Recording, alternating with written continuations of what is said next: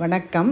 கோதுமை தோசை எப்படி செய்யலான்னு பார்க்கலாம் வாங்க. அதுக்கு நான் 2 கப்பு கோதுமை மாவு எடுத்திருக்கேன் ஒரு கிண்ணத்தில். 2 ஸ்பூன் ரவையை ஒரு 10 நிமிஷத்துக்கு முன்னாடி ஊற போட்டு வச்சுருக்கேன். அந்த ரவையை அந்த கோதுமை மாவில் சேர்த்துக்கலாம். சேர்த்துக்கிட்டு தேவையான உப்பு கொஞ்சம் போடணும். இப்போ உப்பு போட்டுட்டு கையால் தாங்க அந்த மாவை நல்லா கரைக்கணும். அந்த விஸ்கெல்லாம் வச்சு கரைக்கிறத விட கைமணம் ரொம்ப நல்லாயிருக்கும். மாவை கரைச்சிட்டு அது கூட கறிவேப்பிலை, கொத்தமல்லி பொடியாக நறுக்கி வச்சுருக்கேன், அதை சேர்த்துக்கலாம்.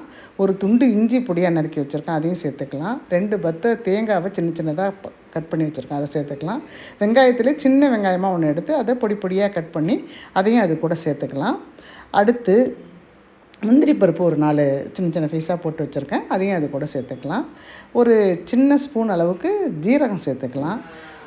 அதே அளவுக்கு மிளகு நம்ம எடுத்துக்கலாம். அந்த மிளகை முழுசாக போடாத இடியுரலில் போட்டு ஒன்றும் அதிகமாக நுணுக்கி அதையும் அது கூட சேர்த்துக்கலாம்.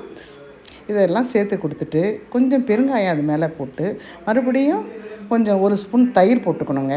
தயிர் இல்லைன்னா நம்ம ஒரு இட்லி மாவே ஒரு 2 கரண்டி போட்டுக்கலாம். அப்போ தான் சாஃப்டாக புளிப்பாக நல்லாயிருக்கும். தேவையான தண்ணி போட்டு கலக்கி ஒரு அரை மணி நேரம் மூடி வச்சிடணுங்க. அரை மணி நேரம் கழித்து மறுபடியும் அந்த மாவை நல்லா கலந்து நம்ம தேவைக்கேற்ப தண்ணி சேர்த்துட்டு தோசைக்கல்லை சூடுபடுத்திட்டு அதில் நைஸாக ஊற்றிக்கலாங்க. ரொம்ப தண்ணி ஊற்றினா மெல்லிஸாக வருங்க. இந்த மாதிரி ஓரளவுக்கு திட்டமான தண்ணி போட்டோமா ஒரு திடமான தோசையாக இருக்கும். 2 தோசை சாப்பிட்டாலுமே போதுன்ற மாதிரி இருக்கும். ஒரு உடம்பு சரியில்லாதவங்களுக்கெல்லாம் சாதாரணமாக வெறும் ஜீரகம் மட்டும் போட்டு கறிவேப்பிலை போட்டு கோதுமை தோசை செய்யலாம். ஆனால் குழந்தைங்களுக்கெல்லாம் கோதுமை தோசைன்னா அலறி அடிச்சுட்டு ஓடுவாங்க. அவங்களுக்கு இப்போ நான் சொல்கிற மெத்தடில் எல்லாத்தையும் கலந்து நீங்கள் தோசை நல்லா எண்ணெய் போட்டு சுட்டு கொடுத்தீங்கன்னா முறுமுறுன்னு சூப்பராக ஜோராக இருக்குங்க. தோசை செய்தாச்சு. அதுக்கு சட்னி வெங்காயம், தக்காளி, பச்சை மிளகா, பழுத்த பச்சை மிளகா வச்சு அரைச்சிருக்கிறேங்க. ரொம்ப அருமையாக இருந்திருக்கு.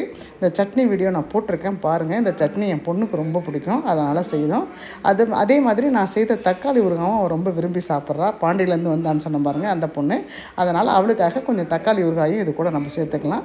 இன்னொரு தோசையும் ஊற்றிருக்கேன், அதையும் சேர்த்து வச்சுக்கலாம். இதுதான் இன்றைக்கி எங்களுக்கு இரவு உணவுங்க. இது உங்களுக்கு பிடிச்சிருந்ததுன்னா லைக் பண்ணுங்கள், ஷேர் பண்ணுங்கள், கமெண்ட் பண்ணுங்கள். தேங்க்யூ.